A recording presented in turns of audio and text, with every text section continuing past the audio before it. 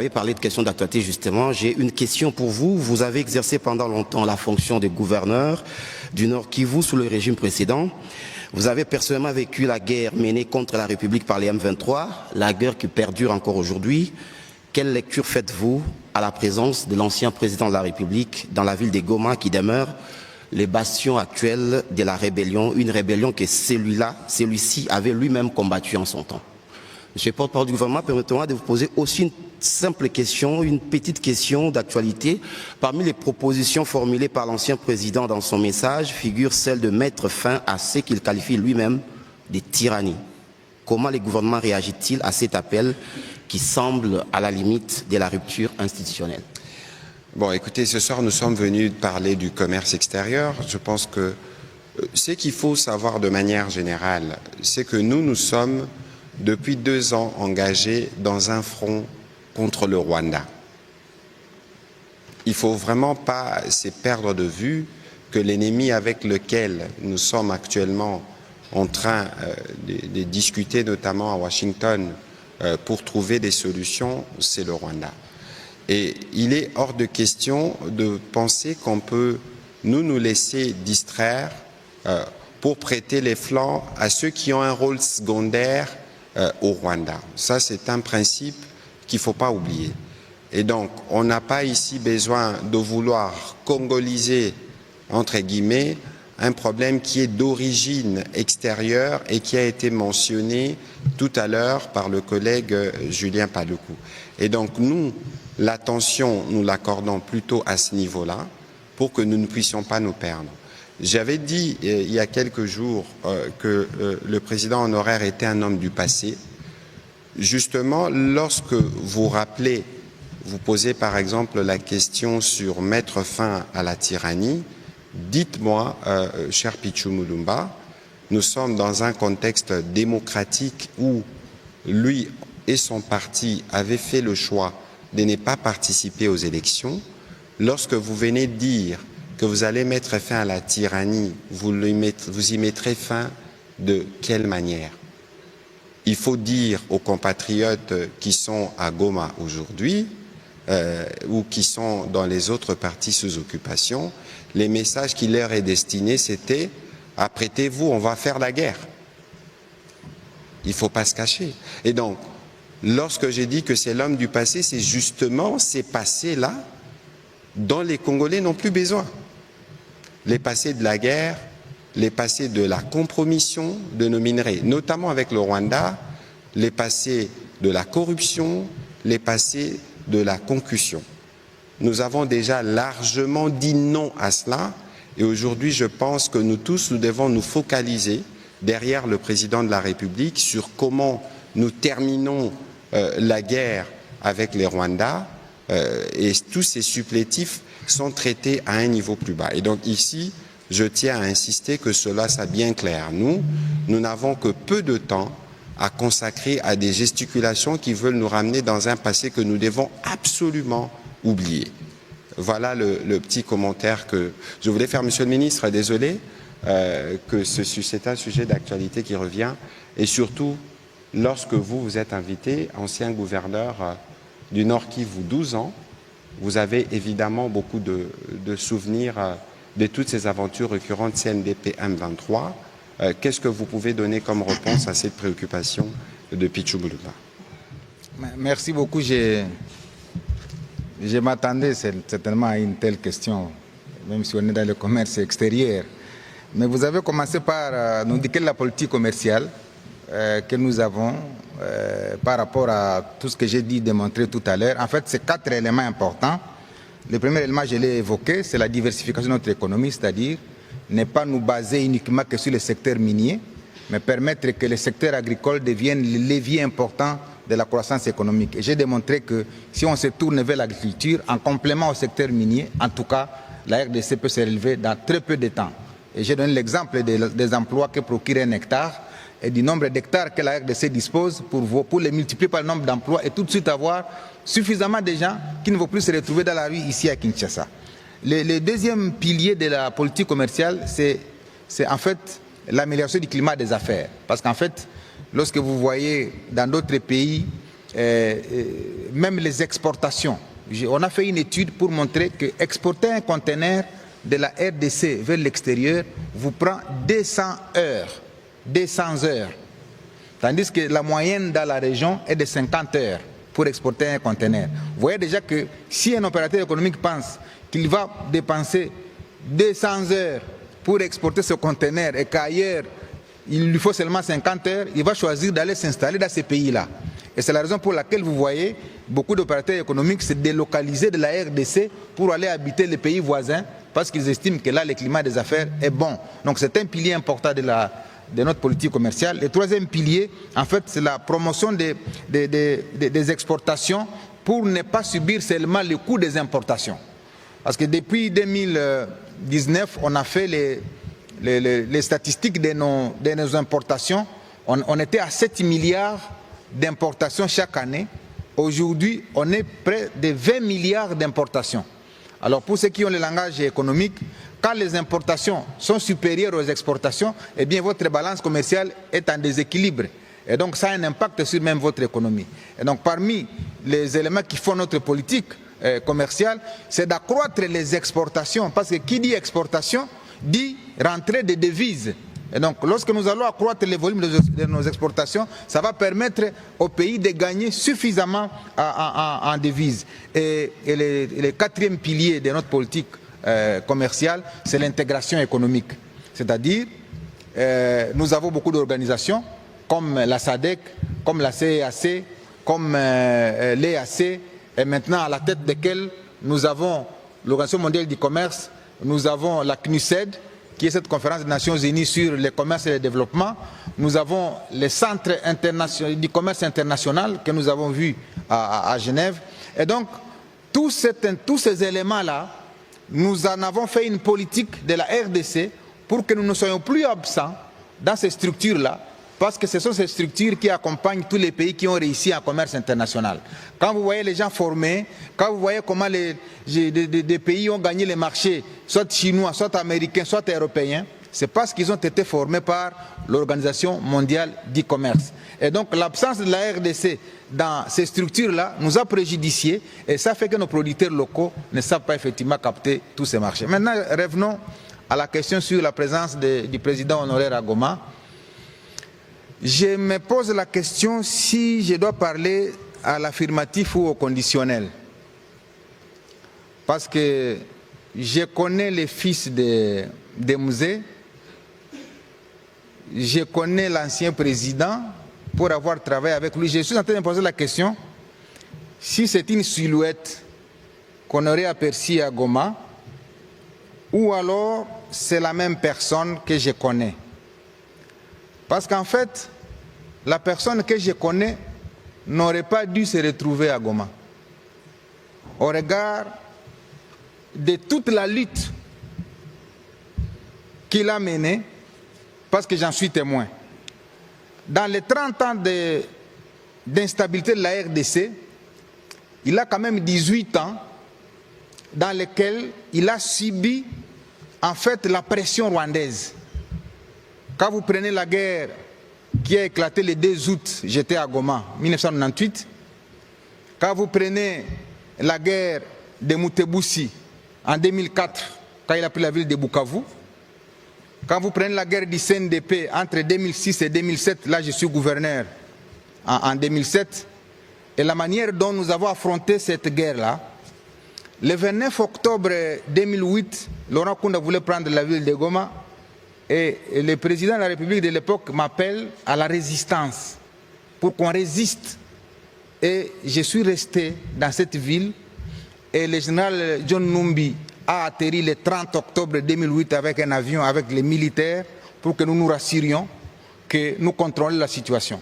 Et de là est venu l'appel aux négociations, piloté par les Nations Unies à travers Obasanjo et Benjamin Mkapa, qui était l'envoyé de l'Union africaine. Et nous sommes allés à Nairobi négocier et nous sommes revenus en 2009. Et en 2009, lorsque le président de l'époque, honoraire aujourd'hui, trouve qu'il n'y a pas de solution, il demande l'arrestation de Laurent Kunda contre l'entrée de des éléments de l'armée rwandaise. Je ne sais pas si vous vous rappelez.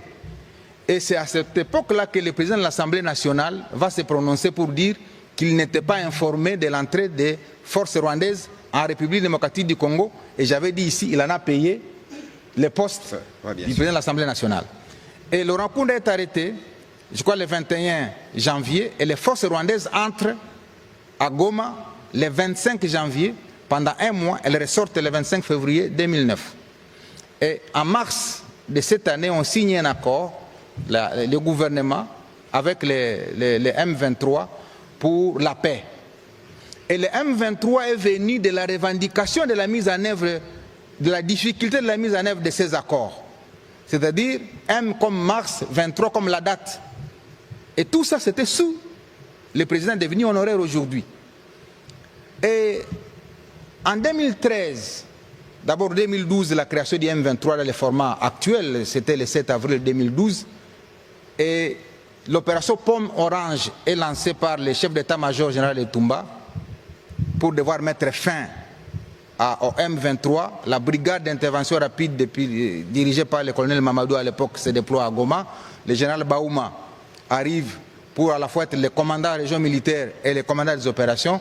Et je suis témoin de la manière dont nous avons conduit les opérations pour mettre fin au M23. Et j'arrive à Tchanzu, c'était le 6 novembre 2013, parce qu'on a mis fin au M23 le 5 novembre 2013. Et donc je vous fais ce tableau-là pour vous montrer comment je connais l'homme et la lutte qu'il a pu faire pour que nous en arrivions là. Maintenant, c'est la raison pour laquelle je me pose la question si c'est la silhouette de la personne ou c'est la personne elle-même. Alors, je réponds à ma question moi-même, parce que lorsque j'ai suivi quand même son discours, je suis arrivé à comprendre qu'il a lui-même annoncé que bientôt il sera à Goma. Donc, si vous me dites qu'il est à Goma, je risque de vous croire, hein, sans être très convaincu, parce qu'on regarde ce que je viens de vous dire. Je risque de vous croire qu'il est à Goma.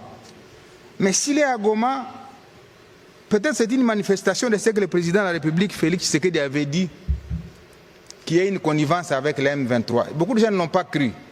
Maintenant, s'il est à Goma, c'est qu'effectivement ça va donner cette connivence-là. Ce qui est contradictoire avec toute la lutte menée, que je vais d'expliquer. Se retrouver dans les mains des officiers qu'il a radiés des forces armées. Parce qu'il y a une ordonnance, si vous vous rappelez, qui a été prise ici à Kinshasa pour radier tous les Makenga de l'armée par le fait d'avoir pris les armes contre la République. Et je vois cet homme-là qui a radié tous ces gens et se retrouver maintenant être encadré par eux. Sécurisé. C'est quand même contradictoire. Voilà pourquoi j'ai peine à croire qu'il soit là. Mais comme vous affirmez, parce que vous êtes journaliste, peut-être que vous avez les informations, il est là. Et donc, s'il est alors là, ça veut dire qu'il va porter tous les déboires. Et ça, c'est grave.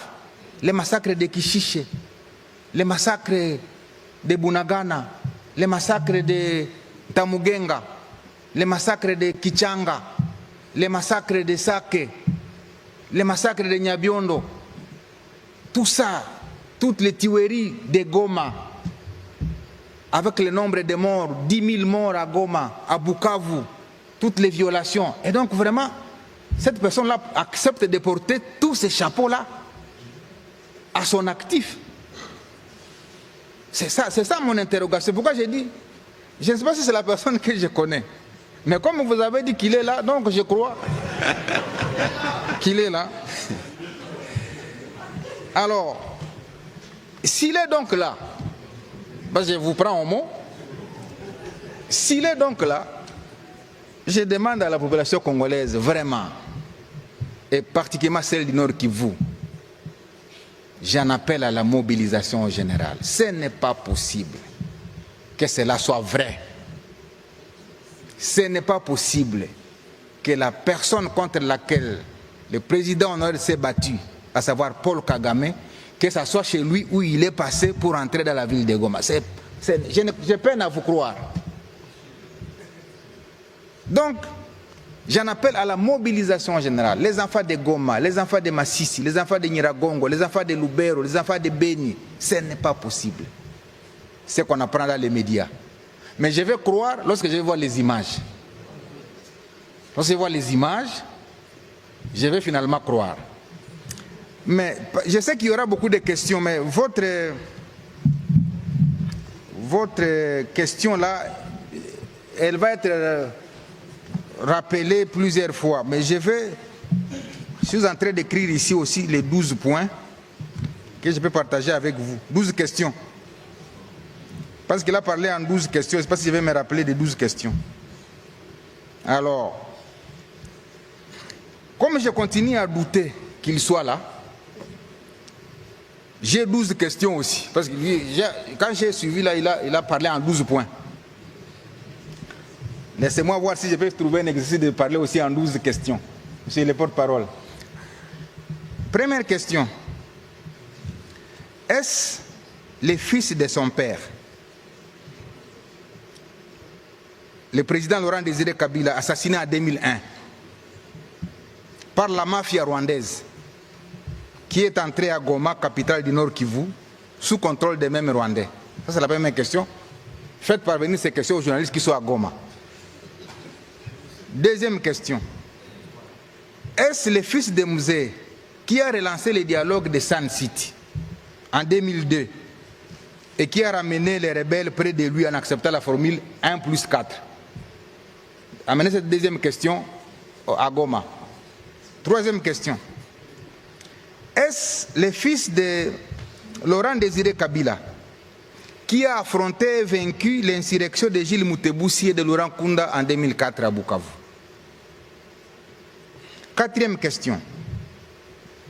Est-ce le fils de Musée qui, à mon avènement à la tête de la province du Nord Kivu, comme premier gouverneur élu, a piloté les opérations contre Laurent Kunda? Cinquième question. Est-ce encore lui qui m'a demandé de résister? Je l'ai dit. Lorsque le 29 octobre 2008, le CNDP était à la porte de Goma. Sixième question. Est-ce le fils de Musée qui, en janvier 2009, a demandé l'arrestation de Laurent Kunda par l'armée rwandaise et accepté l'arrivée de cette même armée au Nord Kivu à travers l'opération Umo Jawetu, je l'ai dit, du 25 janvier au 25 février 2009, et consécutivement, est-ce le fils de Musée qui avait demandé au président de l'Assemblée nationale de l'époque de démissionner parce qu'il n'était pas informé de l'entrée des troupes rwandaises? Septième question. Est-ce le fils de Musée qui avait demandé à son ministre de signer les accords de paix le 23 mars 2009, lesquels accords sont à l'origine de la création du mouvement M23? Huitième question. Est-ce le fils de Musée qui a ordonné au général Etumba de concevoir l'opération Pomme Orange qui a mis fin au M23 le 5 novembre 2013, d'où mon arrivée le 6 novembre 2013? Neuvième question. Est-ce le fils de Musée qui a radié les officiers M23 de l'armée pour qu'ils se retrouvent aujourd'hui à leur côté pour sa sécurité? Dixième question que vous allez amener à Goma. Est-ce le fils de Musée qui, voulant rester au pouvoir, a inventé le terme glissement, mais finalement a accepté de céder le pouvoir en 2019, ouvrant ainsi le pays à ce qu'on a appelé la passation civilisée, la première alternance? Est-ce que vraiment c'est celui-là qui se retrouve à Goma? 11e et avant-dernière, parce que je vais parler en 12 points aussi, 12 questions. Est-ce le président honoraire qui a été salué à travers le monde pour son sens élevé des meilleurs élèves de la démocratie, malgré son jeune âge et son passé militaire, ce qui pouvait nourrir en lui l'ambition de se comporter comme ses voisins, qui ont plus de 30 ans au pouvoir. Et 12, enfin, est-ce que c'est cet homme, jadis considéré comme grand esprit, qui se trouve réellement aux côtés de ces bourreaux d'hier, c'est les bourreaux de la population, qu'il a dirigé pendant 18 ans, avec plus de 5 millions de déplacés et de réfugiés victimes de la barbarie du M23. Est-ce encore lui qui a pleuré le colonel Mamadou? Est-ce encore lui qui a pleuré le général Baouma? Non. Est-ce encore lui qui se souvient qu'il y a eu 10 000 morts à Goma, qu'il y a eu 5 000 morts à Bukavu? Est-ce encore lui? Voilà les 12 questions que je vous prie de ramener à Goma pour voir s'il y est, d'y répondre, et alors je reviendrai pour parler davantage sur ce plateau. Monsieur le ministre, je sais que vous avez des talents d'écriture, je crois que ça fait partie d'un de vos livres, mais ce n'était pas le sujet du jour. On a fait une petite entorse, mais je crois que les questions que vous soulevez sont d'autant plus pertinentes que nous connaissons les testaments de Mzee. Le combat politique de Mzee qui disait « ne jamais trahir le Congo ». Et je ne veux pas répéter ce que Mzee disait à l'époque, que la guerre doit retourner d'où elle est venue. Si c'est par où la guerre est venue qu'on va passer, qu'on s'est remis à la sécurité de l'armée rwandaise et de ceux qu'on a radiés de l'armée, il y a lieu de se poser des questions de contradiction qui existent, mais ce n'est pas l'objet de la discussion de ce soir. On va continuer avec les questions de M. Marlon Kacham.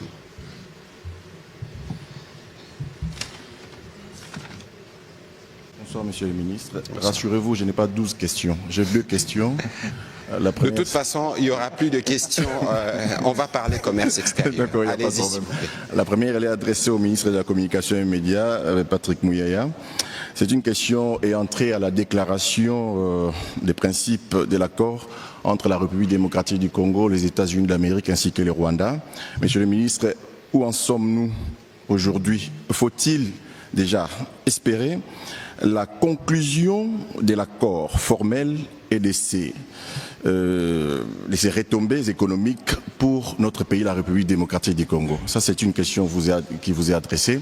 Et une autre question, c'est au ministre Paluku, comment le gouvernement se prépare-t-il à absorber dans l'économie congolaise des investissements américains prévus de 500 milliards de dollars américains en 15 ans? Ce sont là mes 2 petites questions, pas 12.